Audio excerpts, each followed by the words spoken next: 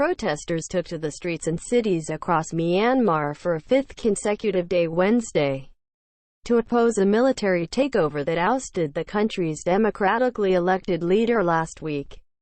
The protests took place under the shadow of the shooting of a protester and the use of water cannons by security forces Tuesday.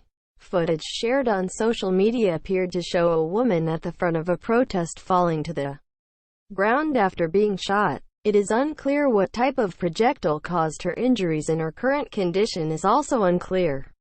The UN's Special Rapporteur on Human Rights in Myanmar, Tom Andrews, referred to the shooting on Twitter, adding, "The world stands in solidarity with the protesters of Myanmar." The military placed Democratic leader Aung San Suu Kyi under arrest February 1, and went on to impose an internet blackout, while restricting gatherings and curfews. Around 190 people have been arrested in relation to the military takeover since February 1, according to the Myanmar-based human rights group, Assistance Association for Political Prisoners. Richard Wire, a researcher at Human Rights Watch, said, "We've seen increased restrictions on people's ability to mobilize and to gather in the form of effective bans on gatherings for people in almost 40 different areas across the country. We've also seen an escalation in the use of force which culminated yesterday."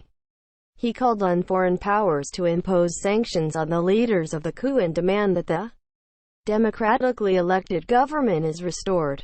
The coup came after a nearly decade-long move toward greater openness and democracy after 5 decades of military rule. Myanmar women in wedding gowns hold signs during a demonstration against the military coup in Yangon on Wednesday. Yeong 2, AFP, Getty Images. Video posted on social media Wednesday showed demonstrators streaming down streets and gathering in squares in Yangon. They chanted slogans, waved red flags and wore red bandanas on their heads. A group of police in Loika, in the east of the country, joined protesters and marched in uniform with them. In the capital, Naypyidaw, hundreds of government workers joined protests in support of a growing civil disobedience campaign. Reuters reported. "We cannot stay quiet," youth leader Esther Z. Na told the news organization. "If there is bloodshed during our peaceful protests, then there will be more if we let them take over the country." Download the NBC News app for breaking news and politics. In the city of Mandalay, in the center of the country, protesters formed a parade of motorcycles to show their opposition to the military takeover.